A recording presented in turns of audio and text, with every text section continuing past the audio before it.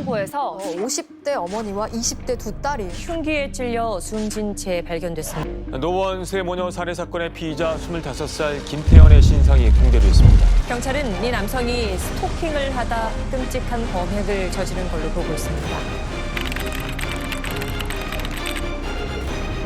확인은 미뤄진 채 전 남친이 맞다 아니다라는 피해자와의 관계를 추측하는 보도가 이어지며 스토킹 범죄의 본질은 흐려졌습니다. 그래서 나온 어떠한 이제 기사가 둘 간의 연인 관계였다. 연인의 어떤 치정 살인이다. 근데 본질은 스토킹이라는 명백한 범죄, 어떤 그런 사건이었거든요. 그렇기 때문에 이런 초기의 어떤 추측성이라고 하는 것은 사건의 성격도 바뀌게 할 뿐만 아니라 시청자로 하여금 가해자와 피해자에 대한 어떤 잘못된 왜곡된 인식까지 심어주고 사건의 어떠한 그 이후에 보도의 방향까지도 결정하게 되는 이런 여러 가지 큰 문제점을 가지고 있다고 볼 수 있습니다. 이런 식의 추측이나 전원, 남자친구라고 하더라라는 식의 이런 것들은 반드시 재확인하는 과정이 있어야 됩니다. 범행 뒤 집에 머물며 맥주를 마셨다는 사실을 언론사마다 강조한 건데 범행 사실을 담담하게 전달한 것이 아니라 범인의 잔혹성을 부각하기 위해 동원된 것으로 풀이됩니다. 굉장히 선정적이고 자극적인 어떤 보도 행태와 굉장히 유사한 것을 많이 느꼈습니다. 그렇지만 그때 스토리나 어떤 주체만 달라졌을 뿐이지 보도 방식이 굉장히 반복적이지 않나? 그래서 어떤 굉장한 기시감을 좀 많이 느꼈던 것 같아요. 그렇죠. 근데 지금은 진실을 어떤 사건의 진상을 파헤친다기보다는 기존에 보도되지 않은 새로운 내용이면 다 단독인 겁니다. 그러니까 파편적이고 사건의 본질과 관련이 없더라도 가십거리라도 보도가 안 됐으면 그냥 다 단독인 거예요. 김태현이 뭘 먹었다더라. 김태현이 투표할 수 있다 없다. 과거 김태현을 아는 그 누군가를 인터뷰했다. 그러면은 단독 인터뷰가 되는 겁니다. 저도 이번에 김태현이 다녀갔다는 PC방에 가봤습니다. 그래서 가서 좀 촬영을 하려고 하니까 그 해당 건물에서 가게를 운영 중인 다른 식당 주인이 와가지고 정말 강하게 항의하더라고요.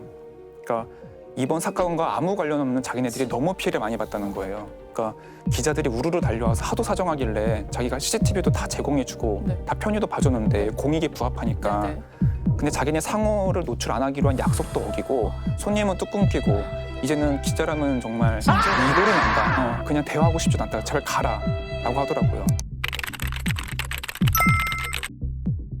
두 가지 서사 구조를 보이는 것 같더라고요. 하나는 이제 두 얼굴의 악마 서사가 있고요. 사실은 평범하고 주의 이웃이었던 청년이 갑자기 굉장한 어떤 잔혹한 어떤 악마로 변해서 이번 사건을 저질렀다라고 하면서 평범한 어떤 삶의 모습을 보여주거나 그 이번에 어떤 굉장히 잔혹한 범죄 수법을 연결시켜서 보여주면서 그런 서사를 만듭니다. 두 번째는 이제 악마의 기원 서사라고 제가 이름을 붙여봤는데요. 왜 이렇게 잔혹한 어떤 악마가 되었는지라고 하는 것들에 대해서 집중적인 취재가 이루어지는데요. 여기서 바로 이제 집요한 과거 행적 취재가 들어가는 것 같아요. 거의 이제 스토킹 보도라는 느낌이 드는데요. 이걸 통해서 무엇을 발견하고자 했느냐면은 바로 이 서사 구조를 완성시키려고 하는 겁니다. 그럼 자연스럽게 그 다음부터의 모든 스토리들은 그 악마와 피해자 이 구도에서 시청자들은 사건을 바라보게 되면서 이 스토킹과 관련된 어떤 제도적인 문제 그리고 이 방범과 치안의 문제 그리고 그 과정에서 나타났던 개인 정보의 어떤 보호 문제 이런 것들은 완전히 사라져 버리게 되는 것이죠. 민 월드 신드롬이라는 게 있습니다. 아주 이렇게 굉장히 위험하고 어떤 추한 어떤 세상에 대한 신드롬 이런 말인데요.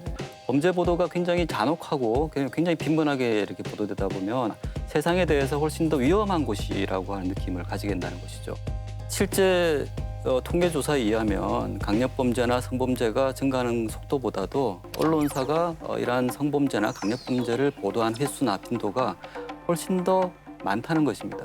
그런데 범죄 보도는 보도를 함으로써 우리가 더 사회가 안전하게 만드는 데 기여를 한다는 것에 목적이 있다면 그것과 정반대가 되는 어떠한 효과가 있다 이렇게 보여지는 것 같아요.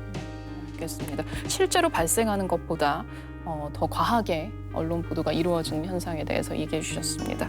자, 지난 3월 국회를 통과한 스토킹 처벌법은요, 올해 9월부터 시행을 앞두고 있습니다. 이게 99년에 발의가 됐다고 해요. 첫 발의가 된 후에 22년이 흘렀는데요.